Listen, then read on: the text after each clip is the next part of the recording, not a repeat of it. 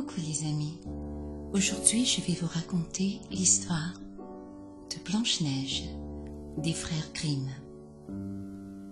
Cela se passait en plein hiver et les flocons de neige tombaient du ciel comme un duvet léger. Une reine était assise à sa fenêtre encadrée de bois d'ébène et cousait. Tout en cirant l'aiguille, elle regardait voler les blancs flocons. Elle se piqua au doigt et 3 gouttes de sang tombèrent sur la neige. Ce rouge sur ce blanc faisait si bel effet qu'elle se dit « Si seulement j'avais un enfant aussi blanc que la neige, aussi rose que le sang, aussi noir que le bois de ma fenêtre. » Peu de temps après, une fille lui naquit. Elle était blanche comme neige, rose comme sang, et ses cheveux étaient noirs comme de l'ébène. On l'appela Blanche-Neige. Mais la reine mourut en lui donnant le jour. Au bout d'une année, le roi épousa une autre femme. Elle était très belle, mais elle était fière et vaniteuse et ne pouvait souffrir que quelqu'un la surpassât en beauté. Elle possédait un miroir magique. Quand elle s'y regardait en disant « Miroir, miroir joli, qui est la plus belle au pays ?» le miroir répondait « Madame la reine, vous êtes la plus belle au pays. » Et elle était contente. Elle savait que le miroir disait la vérité. Blanche-Neige, cependant, grandissait et devenait de plus en plus belle. Quand elle eut atteint ses 7 ans, elle était déjà plus jolie que le jour et plus belle que la reine elle-même. Un jour que celle-ci demandait au miroir « Miroir, miroir joli, qui est la plus belle au pays ?» celui-ci répondit « Madame la reine, vous êtes la plus belle ici, mais Blanche-Neige est encore 1000 fois plus belle. » La reine en fut épouvantée, elle devint jaune et verte de jalousie. À partir de là, chaque fois qu'elle apercevait Blanche-Neige, son cœur se retournait dans sa poitrine, tant elle éprouvait de haine à son égard. La jalousie et l'orgueil croissaient en elle comme une mauvaise herbe. Elle en avait perdu le repos, le jour et la nuit. Elle fit venir un chasseur et lui dit « Emmène l'enfant dans la forêt, je ne veux plus la voir, tue-la et rapporte-moi pour preuve de sa mort ses poumons et son foie. » Le chasseur obéit et conduisit Blanche-Neige dans les bois. Mais quand il eut dégainé son poignard pour en percer son cœur innocent, elle se mit à pleurer et dit « Oh, cher chasseur, laisse-moi la vie, je m'enfoncerai au plus profond de la forêt et je ne rentrerai jamais à la maison. » Et parce qu'elle était belle, le chasseur eut pitié d'elle et dit « Sauve-toi, pauvre enfant. Les bêtes de la forêt auront tout fait de te dévorer, changea-t-il. Et malgré tout, il se sentait soulagé de ne pas avoir dû la tuer. Un marcassin passait justement. Il le tua de son poignard, prit ses poumons et son foie et les apporta à la reine comme preuve de la mort de Blanche-Neige. Le cuisinier reçut l'ordre de les apprêter et la méchante femme les mangea, s'imaginant qu'ils avaient appartenu à Blanche-Neige. La pauvre petite elle était au milieu des bois, toute seule. Sa peur était si grande qu'elle regardait toutes les feuilles de la forêt sans savoir ce qu'elle allait devenir. Elle se mit à courir sur les cailloux pointus et à travers les épines. Les bêtes sauvages bondissaient autour d'elle, mais ne lui faisaient aucun mal. Elle courut jusqu'au soir, aussi longtemps que ses jambes purent la porter. Elle aperçut alors une petite maisonnette et y pénétra pour s'y reposer. Dans la maisonnette, tout était minuscule, gracieux et propre. On y voyait une petite table couverte d'une petite nappe blanche avec 7 petites assiettes et 7 petites cuillères, 7 petites fourchettes et 7 petits couteaux et aussi 7 petits gobelets. Contre le mur, il y avait 7 petits lits alignés les uns à côté des autres et recouverts de draps tout blancs. Blanche-Neige avait si faim et si soif qu'elle prit dans chaque assiette un petit peu de légumes et de pain et but une goutte de vin dans chaque gobelet, car elle ne voulait pas manger la portion tout entière de l'un des convives. Fatiguée, elle voulut ensuite se coucher, mais aucun des lits ne lui convenait. L'un était trop grand, l'autre trop court. Elle les essaya tous. Le 7e enfin fut à sa taille. Elle s'y allongea, se confia à Dieu et s'endormit. Quand la nuit fut complètement tombée, les propriétaires de la maisonnette arrivèrent. C'étaient 7 nains qui, dans la montagne, travaillaient à la mine. Ils allumèrent leurs 7 petites lampes et quand la lumière illumina la pièce, ils virent que quelqu'un y était venu, car tout n'était plus tel qu'il l'avait laissé. Le premier dit: « Qui s'est assis sur ma petite chaise ?» Le deuxième: « Qui a mangé dans ma petite assiette ?» Le troisième: « Qui a pris de mon pain ?» Le quatrième: « Qui a mangé de mes légumes ?» Le cinquième: « Qui s'est servi de ma fourchette ?» Le sixième: « Qui a coupé avec mon couteau ?»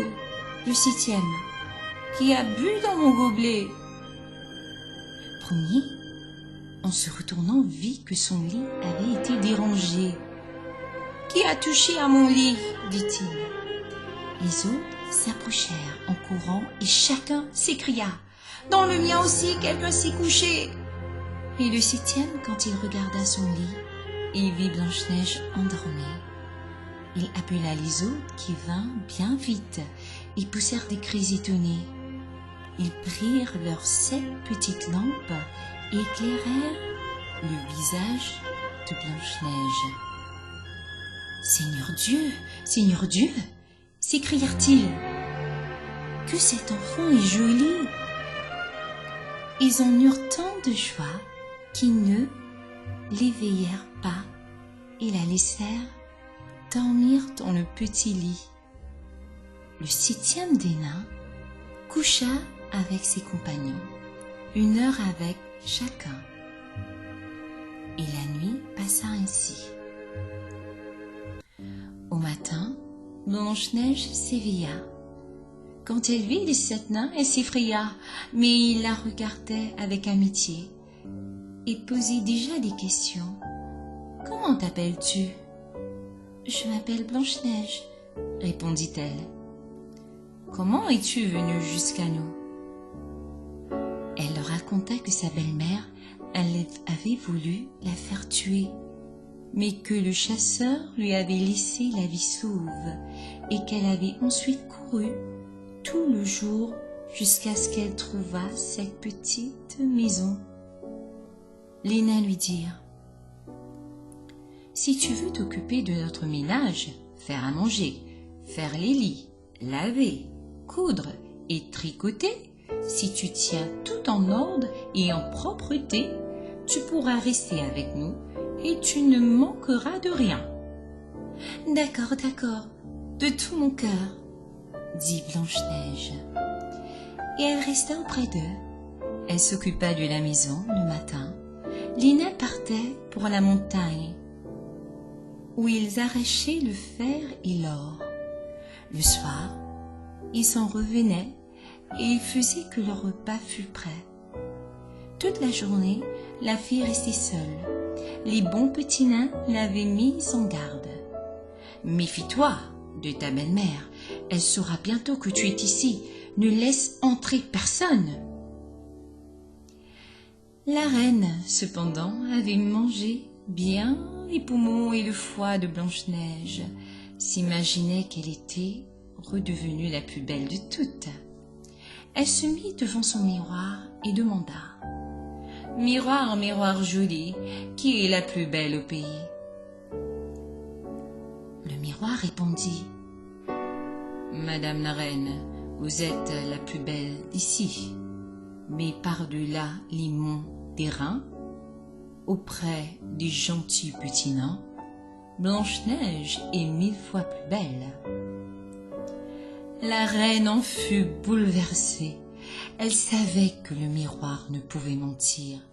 Elle comprit que le chasseur l'avait trompée et que Blanche-Neige était toujours en vie. Elle se creusa la tête pour trouver un moyen de la tuer, car aussi longtemps qu'elle ne serait pas la plus belle au pays, elle savait que la jalousie ne lui laisserait aucun repos. Ayant finalement découvert un stratagème, elle se farda le visage et s'habilla comme une vieille marchande ambulante. Elle était méconnaissable. Ainsi déguisée, elle franchit les 7 montagnes derrière lesquelles vivaient les 7 nains. Elle frappa à la porte et dit « J'ai du bon à vendre, à vendre !» Blanche-Neige regarda par la fenêtre et dit « Bonjour, chère madame, qu'avez-vous à vendre ?»« De la belle, de la bonne marchandise, répondit-elle. Des corselets de toutes les couleurs. » Elle lui en montra un trécier de soie multicolore. « Je peux bien laisser entrer cette honnête femme, se dit Blanche-Neige. Elle déverrouilla la porte et acheta le joli corset. « Enfant, dit la vieille, comme tu t'y prends, viens, je vais te l'ajuster comme il faut. » Blanche-Neige était sans méfiance. Elle se laissa passer le nouveau corselet. Mais la vieille serra rapidement si fort que la fille perdit le souffle et tomba comme morte. « Et maintenant tu as fini d'être la plus belle, dit la vieille en s'enfuyant. Le soir, peu de temps après, les 7 nains rentrèrent à la maison. Quel effroi fut le leur lorsqu'ils virent leur chère Blanche-Neige étendue sur le sol, immobile et comme sans vie. Ils la soulevèrent et virent que son corselet la serrait trop. Ils en coupèrent vite de cordonnets. La jeune fille commença à respirer doucement et peu à peu elle redevint à elle. Quand les nains apprirent ce qui s'était passé et dirent « La vieille marchande n'était autre que cette mécréante reine. Garde-toi et ne laisse entrer personne quand nous ne serons pas là. » La méchante femme, elle, dès son retour au château, s'était placée devant son miroir et avait demandé « Miroir, miroir joli, qui est la plus belle au pays ?» Une nouvelle fois, le miroir avait répondu « Madame la reine, vous êtes la plus belle ici, mais par-delà les monts d'airain, auprès des gentils petits nains, Blanche-Neige est 1000 fois plus belle. » Quand la reine entendit ces mots, elle en fut si bouleversée qu'elle sentit son cœur étouffé. Elle comprit que Blanche-Neige avait recouvré la vie. « Eh bien, dit-elle, je vais trouver quelque moyen qui te fera disparaître à tout jamais. » Par un tour de sorcellerie qu'elle connaissait, elle empoisonna un peigne. Elle se déguisa à nouveau et prit l'aspect d'une autre vieille femme. Elle franchit ainsi les 7 montagnes en direction de la maison des 7 nains, frappa à la porte et cria « Bonne marchandise à vendre !» Blanche-Neige regarda par la fenêtre et dit « Passez votre chemin, je n'ai pas le droit d'ouvrir à quiconque. »« Mais tu peux bien regarder, » dit la vieille, en lui montrant le pain empoisonné. « Je vais te peigner joliment. » La pauvre Blanche-Neige ne se douta de rien et laissa faire la vieille. À la peigne, et le peigne eut-il touché ses cheveux, que le poison agit et que la jeune fille tomba sans connaissance. « Et voilà, » dit la méchante femme, « c'en est fait de toi, prodigue de beauté. » Et elle s'en alla. Par bonheur, le soir arriva vite, et les 7 nains rentrèrent à la maison. Quand ils virent Blanche-Neige étendue comme morte sur le sol, ils songèrent aussitôt à la marâtre, cherchèrent et trouvèrent le pain empoisonné. Dès qu'ils l'eurent retiré de ses cheveux, Blanche-Neige revint à elle, et elle leur raconta ce qui s'était passé. Ils demandèrent une fois de plus d'être sur ses gardes et de n'ouvrir à personne. Rentrée chez elle, la reine s'était placée devant son miroir et avait demandé « Miroir, miroir joli, qui est la plus belle au pays ?» Comme la fois précédente, le miroir répondit « Madame la reine, vous êtes la plus belle ici, mais par-delà des monts d'airain, auprès des gentils petits nains, Blanche-Neige est 1000 fois plus belle. » Quand la reine entendit cela, elle se mit à trembler de colère. « Il faut que Blanche-Neige meure !» s'écria-t-elle. « Dû-je en périr moi-même ?»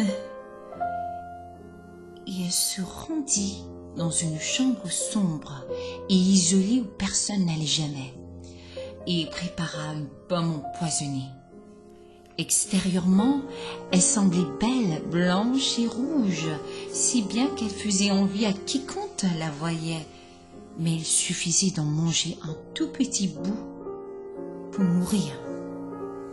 Quand tout fut prêt, la reine se farda le visage et se déguisa en paysanne.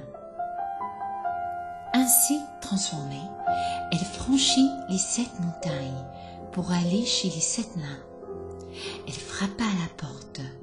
Blanche-Neige se pencha à la fenêtre et dit « Je n'ai le droit de laisser entrer quiconque ici. Les 7 nains me l'ont interdit. »« D'accord, » répondit la paysanne. « J'arriverai bien à vendre mes pommes ailleurs, mais je vais t'en offrir une. »« Non, » dit Blanche-Neige, « je n'ai pas le droit d'accepter quoi que ce soit. » « Aurais-tu peur d'être empoisonnée ?» demanda la vieille. « Regarde, je partage la pomme en 2.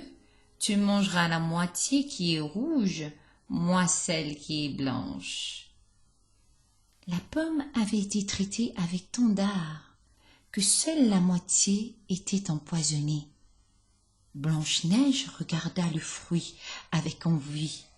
Et quand elle vit que la paysanne en mangeait, elle ne put résister plus longtemps. Elle tendit la main et prit la partie empoisonnée de la pomme. À peine y eut-elle mis les dents qu'elle tomba morte sur le sol. La reine la regarda de ses yeux méchants, ricana et dit « Blanche comme neige, rose comme sang, noire comme ébène, cette fois-ci, les nains ne pourront plus te réveiller. » Et quand elle fut de retour chez elle, elle demanda au miroir « Miroir, miroir joli, qui est la plus belle au pays ?» Celui-ci répondit enfin « Madame la reine, vous êtes la plus belle au pays. » Et son cœur jaloux trouva le repos, pour autant qu'un cœur jaloux puisse le trouver. Quant au soir, les petits nains arrivèrent chez eux. Ils trouvèrent Blanche-Neige étendue sur le sol, sans souffle. Ils la soulevèrent. cherchèrent s'il y avait quelque chose d'empoisonné, défirent son corselet, coiffèrent ses cheveux, la lavèrent avec de l'eau et du vin, mais rien n'y fait. La chère enfant était morte, et morte elle restait. Ils la placèrent sur une civière, s'assirent tous les sept autour d'elle, et pleurèrent 3 jours durant. Puis ils se préparèrent à l'enterrer. Mais elle était restée fraîche comme un être vivant, et ses jolies joues étaient roses comme auparavant. Ils dirent: nous ne pouvons la mettre dans la terre noire. Ils fabriquèrent un cercueil de fer transparent, où on pouvait la voir de tous les côtés, l'y installèrent et écrivirent dessus son nom en lettres d'or, en ajoutant qu'elle était fille de roi. Ils portèrent le cercueil en haut de la montagne, et l'un d'eux, sans cesse, monta à la garde auprès de lui. Longtemps Blanche-Neige resta ainsi dans son cercueil, toujours aussi jolie. Il arriva qu'un jour un prince qui chevauchait par la forêt s'arrêta à la maison des nains pour y passer la nuit. Il vit le cercueil au sommet de la montagne et la jolie Blanche-Neige. Il dit aux nains: laissez-moi le cercueil, je vous en donnerai ce que vous voudrez. Mais les nains répondirent: nous ne vous le donnerons pas pour tout l'or du monde.